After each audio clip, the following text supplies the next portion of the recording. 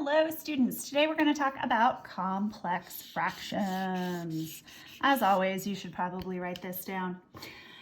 A complex fraction is a fraction that contains a fraction in its numerator and in its denominator.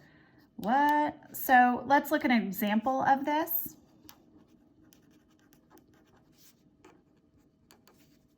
5/3 divided by 2/7, that's a fraction that has a fraction in a numerator and the denominator. Basically, it's a fraction within a fraction. Inception! Now, we can sort of rewrite this as 5/3 divided by 2/7. Think of it as a division problem that can kind of help us. And then we could say, well, I know how to divide fractions. I save it, I change it, and I flip it, 7/2. And then I multiply straight across, 35/6, easy peasy lemon squeezy. And that's cool, I guess, but let's look at another way to approach this problem. Let's say we multiply by a carefully chosen one. So I'm going to rewrite the problem out that we started with, 5/3 divided by 2/7, right? That's what we started with here. We're going to try it another way.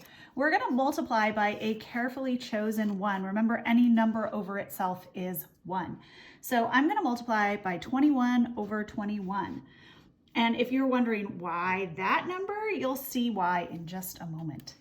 Now, when I multiply fractions, I multiply straight across. So this is the same as saying 5/3 times 21/1 divided by 2/7 times 21/1.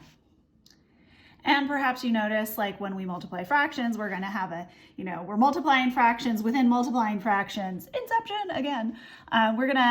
We have some canceling that we can do. So we can cancel the 3 goes into the 21 7 times and 3 times, and we get 5 times 7, 35, and 2 times 3, 6.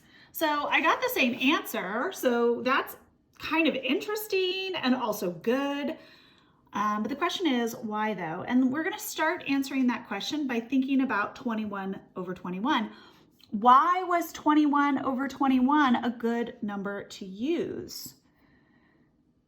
Maybe you're thinking it has something to do with the common denominator? And I would say that's probably a good thought. Now, what if we were working with something else? Let's introduce some variables into this. What if I had something like this? We'll take 5/3, but what if I had something like x/4? Now, I want you to think before you go on. I want you to pause the video.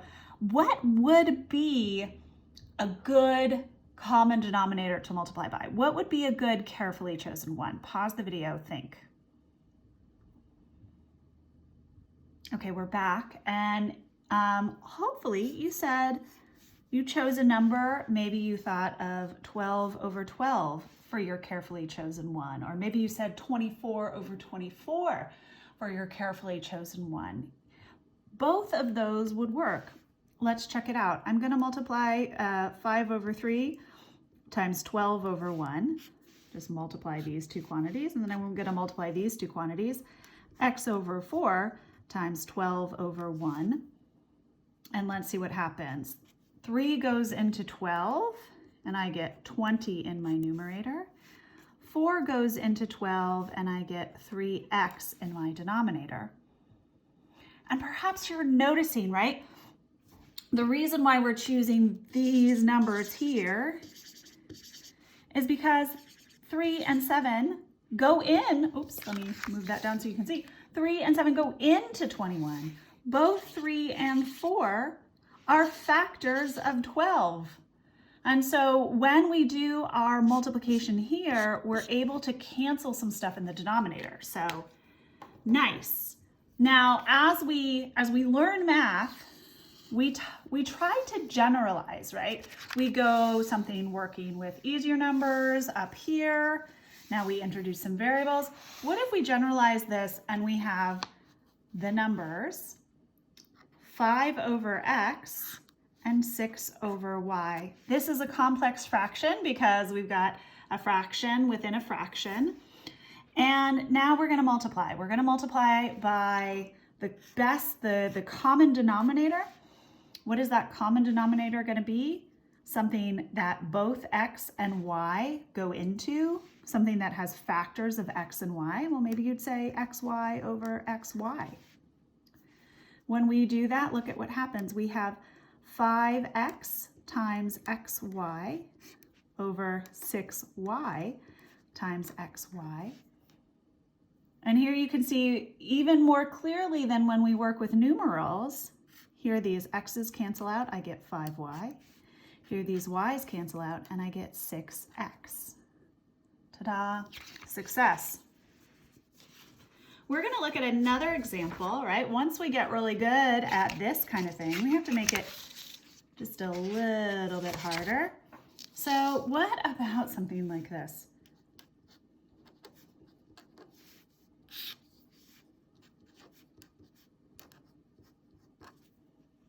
Now, this looks unpleasant, perhaps. I don't know. Because not only do we have a fraction within a fraction, but we also have like addition and subtraction going on at the same time. But our approach is going to be the same. We're going to multiply by a carefully chosen one, and that carefully chosen one is going to be whatever the common denominator of your fractions are. So I look at this and I'm saying 3x. So then I'm going to multiply straight across, but I need to use the distributive property. I need to make sure that everything in here gets multiplied by that. So I'm going to rewrite this as 3x times x over 3 minus 6, and 3x times 10 minus 4 over x. And when I do that, I can see like, well, I'm going to multiply my 3x times x over 3. That's going to give me, I'm going to just write it down one step. That's going to give me, here my 3's will cancel, so I'll just have x squared. Then I'm going to multiply my 3x by -6, so I'll get -18x. So far, so good. You can always pause, rewind, rewatch, slow it down even if you want to. Next, I'm going to multiply 3x times 10. That's 30x. Then I'm going to multiply 3x times -4 over x. Here my x's will cancel, and I will get 3 times 4, which is 12. Oh, my bad. That was a plus sign. That should be a plus sign. That should be a plus sign. Don't you love it when that happens? Now, this is the answer. This is a perfectly good answer. And doesn't it look just much more simplified than what we started with up here? But you may be sitting there wondering like, ooh, I see some common factors here. I see some stuff I can take out. And because you want to take it out, you just are a factoring machine. So you're like, well, this is x times x minus 18 over, and I notice 6 goes into both of those. So I'm could be like 6 times 5x plus 2. And this is also a perfectly good answer. These are both correct answers.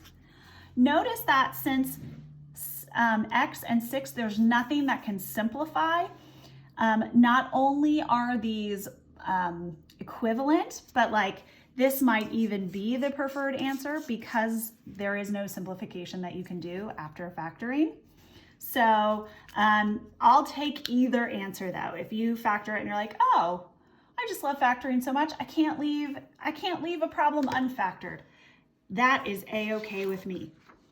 Now, the next thing that you are going to do is do some reading to learn, and then you have some homework. Okay, guys, I will see you tomorrow. Bye.